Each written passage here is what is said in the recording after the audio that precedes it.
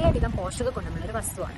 ഈ പാലിൽ നിന്ന് നമുക്ക് വളരെ എളുപ്പത്തിൽ വീട്ടിൽ തന്നെ തയ്യാറാക്കാൻ പറ്റുന്ന ഒരു ഹെൽത്തി ആൻഡ് ടേസ്റ്റി ആയിട്ടുള്ള പനീറിന്റെ റെസിപ്പിയും അതേപോലെ പനീറിന്റെ ഗുണങ്ങളുമാണ് നമ്മൾ ഇന്ന് ഡിസ്കസ് ചെയ്യുന്നത്. എന്തൊക്കെയാണ് പനീറിൽ അടങ്ങിയിരിക്കുന്നത്? ഒരു 100 ഗ്രാം പനീർ നമ്മൾ എടുക്കുകയാണെങ്കിൽ അതിൽ ഏകദേശം ഒരു 18 മുതൽ 20 ഗ്രാമോളം നമുക്ക് പ്രോട്ടീനാണ് വരുന്നത്. പനീറിലുള്ളത് ഒരു കംപ്ലീറ്റ് പ്രോട്ടീനാണ്, അതായത് നമ്മുടെ മസിൽസിന്റെ സ്ട്രെങ്ത്തിനും അതേപോലെ റിപ്പയറുകൾക്കും ഒക്കെ നമുക്ക് സഹായിക്കുന്ന ഒരു പ്രോട്ടീൻ നമുക്ക് ഈ പനീറിന് കിട്ടും. അതുപോലെ തന്നെ ഒരു 100 ഗ്രാം പനീറിൽ നമുക്ക് ഏകദേശം ഒരു 20 ഗ്രാമോളം നമുക്ക് ഫാറ്റ്, അതായത് നല്ല കൊഴുപ്പുകളും വരുന്നുണ്ട്. സാച്ചുറേറ്ററും അതുപോലെ തന്നെ അൺസാച്ചുറേറ്റഡ് ആയിട്ടുള്ള മോണോ ആൻഡ് പോളി അൺസാച്ചുറേറ്റഡ് ആയിട്ടുള്ള നല്ല കൊഴുപ്പുകളും നമുക്ക് പനീറിന് കിട്ടും. സോ പനീർ എന്ന് പറയുന്നത് ഒരു പ്രോട്ടീൻ ആൻഡ് ഫാറ്റ് കോംബോ ആണ്. എങ്ങനെ നമുക്ക് വേഗത്തിൽ അതും 2 ഇൻഗ്രീഡിയൻസ് വെച്ച് സോഫ്റ്റ് ആൻഡ് ടേസ്റ്റി ആയിട്ടുള്ള പനീർ ഉണ്ടാക്കാം എന്ന് നോക്കാം. ഇവിടെ ഞാൻ 2 ലിറ്റർ പാലാണ് എടുത്തിരിക്കുന്നത്. ഇത് നമ്മൾ തിളയ്ക്കാൻ വെക്കുക മീഡിയം ഫ്ലെയിമിൽ. തിളച്ച് ഒരു 2 മിനിറ്റ് കഴിയുമ്പോഴത്തേക്കും നമുക്കിത് ഓഫാക്കി വാങ്ങി വെക്കാവുന്നതാണ്. ഈ ഒരു സമയം പാല് തിളയ്ക്കുന്ന സമയം കൊണ്ട് നമ്മൾ 2 വലിയ നാരങ്ങയുടെ നീര് അല്ലെങ്കിൽ നമുക്ക് വിനാഗിരി ആവശ്യത്തിന് എടുത്ത് വെക്കുക. കൂടെ തന്നെ നമ്മൾ ഒരു അരിപ്പ് പാത്രം അരിച്ചെടുക്കാൻ ഒരു വൃത്തിയുള്ളൊരു വൈറ്റ് ക്ലോത്ത് നമുക്ക് എടുത്ത് വെക്കാം. പാല് നന്നായി തിളച്ചതിന് ശേഷം നമുക്കിത് വാങ്ങി വെക്കാം.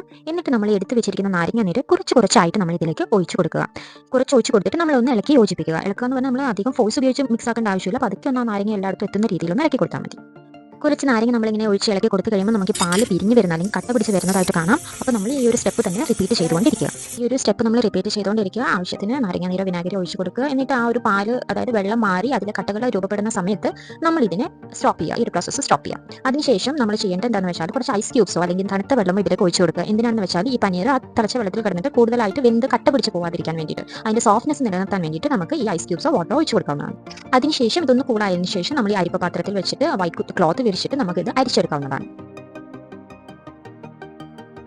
അരിച്ചെടുത്തിട്ട് നമ്മൾ അതിൽ ജസ്റ്റ് എക്സ്ട്രാ ഉള്ള വെള്ളം ഒന്ന് പിഴിഞ്ഞ് കളഞ്ഞതിന് ശേഷം അത് ഈ വൈറ്റ് ക്ലോത്തിൽ നമുക്ക് പൊതിഞ്ഞു വെക്കാം. ഇനി നമ്മൾ ചെയ്യേണ്ടത് ഇതിന് വെയിറ്റ് കൊടുക്കുകയാണ്. അതായത് അതിന് മുകളിൽ നമ്മളൊരു വെയിറ്റ് വെക്കുക. എന്തിനാണെന്ന് വെച്ചാൽ എക്സ്ട്രാ ഉള്ള വെള്ളം ഊറിപ്പോകാൻ വേണ്ടിയിട്ട്. വെയിറ്റ് വെക്കുമ്പോൾ നമ്മൾ ശ്രദ്ധിക്കേണ്ട കാര്യം, ഇപ്പോൾ നമ്മൾ 2 ലിറ്റർ പാലാണ് എടുത്തിരിക്കുന്നതിൽ 2 to 2.5 ലിറ്റർ വരുന്ന വെയിറ്റ് നമുക്ക് മുകളിൽ വെക്കാം. വെയിറ്റ് കൂടുതലായി പോയാൽ എന്താ സംഭവിക്കുന്നത് വെച്ചാൽ ഇതിലെ വാട്ടർ ഒക്കെ പോയിട്ട് ഈ ഒരു പനീർ റഫ് ആൻഡ് ഹാർഡ് ആയിട്ട് പോകാൻ ചാൻസ് ഉണ്ട്. അപ്പോൾ നമുക്ക് സോഫ്റ്റ് ആൻഡ് ഫ്ലഫി ആയിട്ടുള്ള പനീർ കിട്ടാൻ വേണ്ടിയിട്ട് നമ്മൾ ഈ എടുത്ത പാലിന്റെ അളവിൽ അല്ലെങ്കിൽ അതിൽ കുറച്ച് കൂടുതൽ അളവിലുള്ള വെയിറ്റ് നമുക്ക് ഇതിൽ വെക്കാം. വെയിറ്റ് വെച്ച് ഒരു മണിക്കൂർ നമ്മൾ റെസ്റ്റ് ചെയ്യാൻ വെക്കുക. 1 മണിക്കൂറിന് ശേഷം നമ്മൾ എടുത്ത് നോക്കുക. നമ്മളിപ്പോൾ എടുക്കുമ്പോൾ നമുക്ക് കണ്ടാൽ അറിയാം ഇത് സോഫ്റ്റ് ആയിട്ട് അതിൽ എക്സ്ട്രാ ഉള്ള വെള്ളമൊക്കെ പോയിട്ട് നമുക്ക് കിട്ടും. ഇത് നമുക്ക് കട്ട് ചെയ്തിട്ട് യൂസ് ചെയ്യാം, അല്ലെങ്കിൽ നമുക്ക് ഇത് കട്ട് ചെയ്ത് ഫ്രിഡ്ജിൽ വെച്ചിട്ട് നമുക്ക് ആവശ്യാനുസരണം യൂസ് ചെയ്യാവുന്നതാണ്.